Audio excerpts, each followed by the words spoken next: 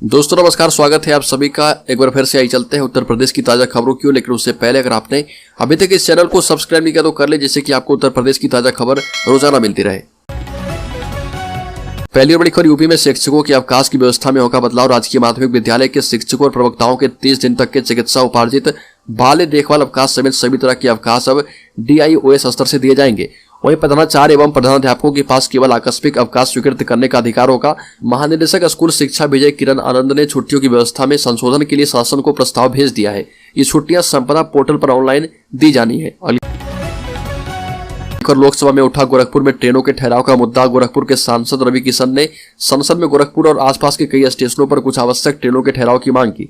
इन ट्रेनों का ठहराव कोरोना काल में निरस्त कर दिया गया था और जिसके बाद दोबारा ठहराव के लिए सांसद रवि किशन ने मांग की है। सांसद ने यह मांग नियम 377 के तहत की। लोकसभा में सांसद रवि किशन ने कहा कि भारतीय रेलवे देश की जीवन रेखा है, जिससे करोड़ यात्री प्रतिदिन यात्रा करते हैं। सांसद रवि किशन ने गोरखपुर के सैजनमा और पीपीगंज में ट्रेनों के ठहराव की मांग की। अलीगढ़ गाजीपुर में आउटसोर्सिंग कर्मियों ने किया भिक्षाटन। कहा 6 माह से नहीं मिला वेतन, नहीं चल रहा परिवार।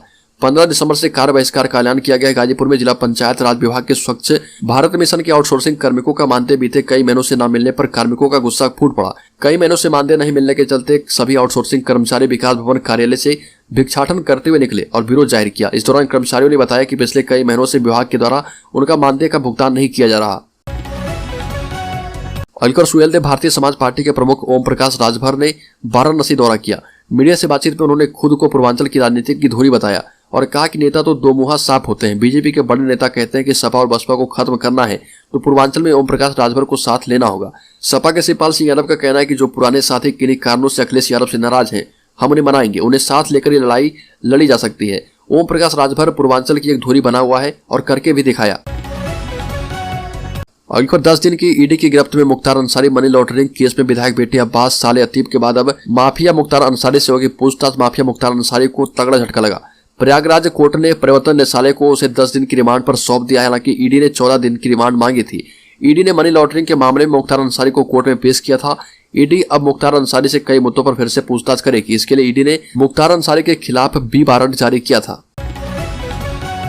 अलीगढ़ MP के बाद यूपी में शाहरुख की पठान का विरोध। अभिनेता शाहरुख खान और अभिनेत्री दीपिका पादुकोण की अपकमिंग फिल्म पठान का पहला गाना रिलीज होते ही फिल्म विवादों में घिर गई।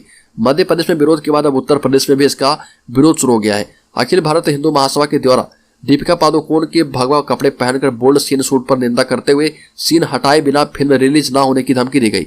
आपको बता दें कि अभी हाल ही में फिल्म पठान का बेशरम रंग गाना रिलीज हुआ था। अगली बार शिवपाल यादव को बड़ी जिम्मेदारी देने की तैयारी। लोकसभा की तैयारियों में जुटी सपा। शिवपाल कर सकते हैं बूथ का नए सिरे से गठन। सपा की राष्ट्रीय कार्यकारिणी का गठन होना बाकी है। ऐसे में शिवपाल यादव की पार्टी का सपा में विलय होने के बाद नए पदाधिकारियों का ऐलान होगा। सपा के सूत्र बताते हैं कि शिवपाल यादव को पार्टी में बड़ी जिम्मेदारी दी जा रही है। शिवपाल सिंह यादव निकाय चुनाव में सपा के उम्मीदवारों के चयन से लेकर चुनाव लड़ाने की जिम्मेदारी भी निभाएंगे। अखिलेश यादव की राष्ट्रीय राजनीति में सक्रिय होने के साथ ही यूपी में हुए उपचुनाव के परिणाम शिवपाल की भूमिका अहम हो गई है। अलीगढ़ उत्तर प्रदेश के डिप्टी CM केशव प्रसाद मौर्य ने कहा कि हम निकाय चुनाव के लिए तैयार हैं, पर सपा की नीयत खराब है।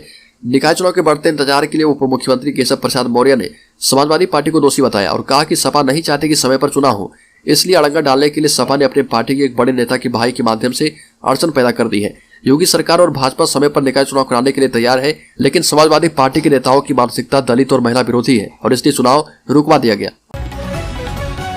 अलीगढ़ कन्नौज में बीजेपी विधायक के करीबी पूर्व प्रधान अरुण साक्य की पीट-पीट हत्या।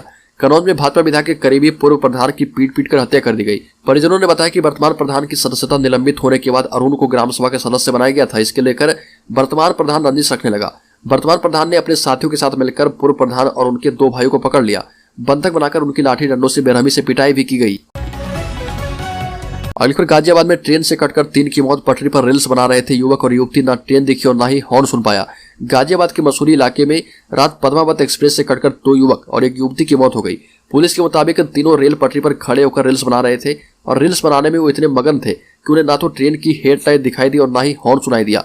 पुलिस ने तीनों को इस शवों को पोस्टमार्टम के लिए भेज दिया है। ट्रेन को चलाने वाले लोको पायलट ने बताया कि 3 युवक युवती ट्रेन की पटरी पर खड़े थे। हमने हॉर्न भी मारा, लेकिन दोनों इतने बिजी थे कि दोनों समझ ही नहीं पाए। अलीगढ़ आगरा में 8 साल के नैतिक की जिस कुत्ते के काटने से मौत हुई थी, उस कुत्ते को गांव वालों ने सजाए मौत दे दी।